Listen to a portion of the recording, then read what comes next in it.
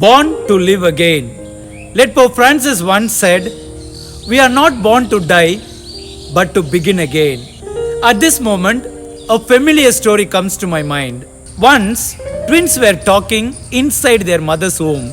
One asked, "Do you believe there is life after birth?" The other replied, "No, this is all there is.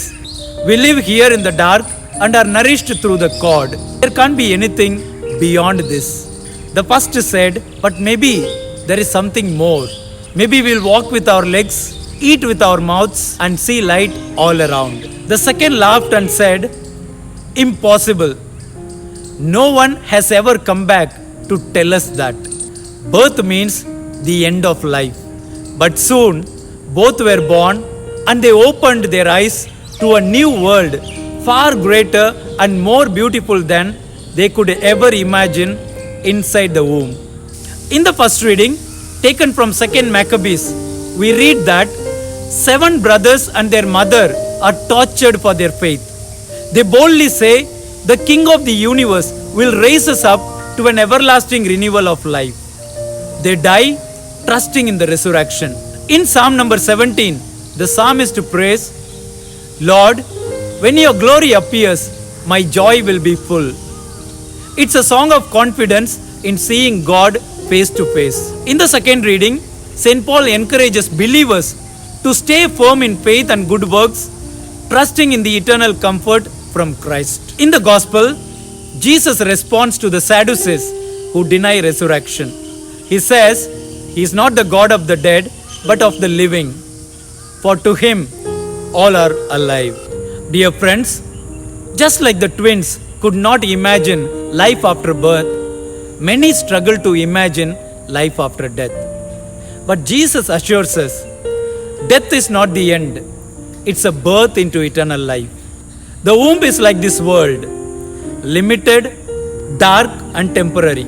But birth is like resurrection, entering the fullness of light, love, and life with God.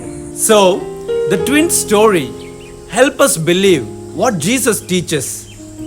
Those who trust in God will rise again to new life. Today's readings invite us to look beyond the limits of this world and see life through the eyes of faith.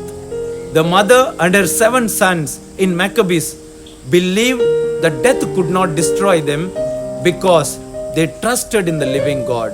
And Jesus reminds the Sadducees and each one of us that God is not the God of the dead but of the living. We too must believe that this life is only the womb of eternity. We are being formed, prepared, and nourished here so that one day we may be born into the eternal light of God. What's our takeaway from today's liturgy of the word? 3 lessons. Lesson 1. Believe in eternal life. Just as a baby cannot imagine life outside the tomb, we may not fully understand heaven, but we must trust in God's promise.